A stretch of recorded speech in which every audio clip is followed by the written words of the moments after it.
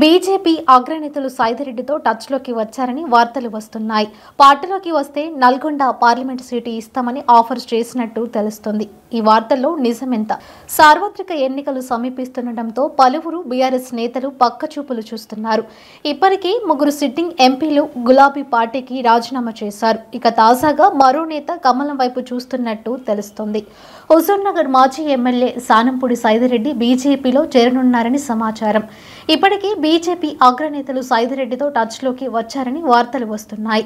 పార్టీలోకి వస్తే Nalgonda parliament seat ఇస్తామని ఆఫర్ చేసినట్టు తెలుస్తోంది.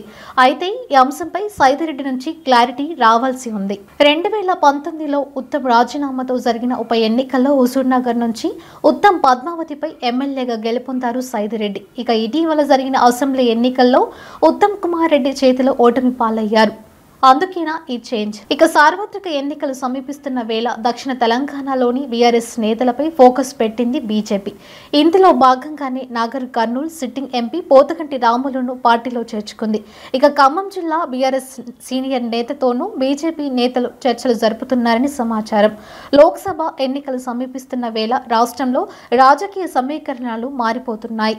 అధికార విపక్ష నేతలు ఒక పార్టీ నుంచి మరో పార్టీలోకి మారిపోతున్న సందర్భాలు వెలుగు చూస్తున్నాయి. అయితే ఈయన్ను బీజేపీ నుంచి నల్గొండ పార్లమెంటు అభ్యర్థిగా ప్రకటించే అవకాశం ఉందని పార్టీ వర్గాలు చెబుతున్నాయి. ఇప్పటికే బీజేపీ ఖమ్మం, నల్గొండ, మహబూబ్నగర్ నియోజకవర్గాలపై ఫోకస్ పెట్టింది. మొత్తం మీద సైదిరెడ్డి లాంటి అగ్రనేతలు పార్టీ మారుతున్న వేళ రాజకీయ సమీకరణాలు చాలా రసవత్తంగా మారుతున్నాయి.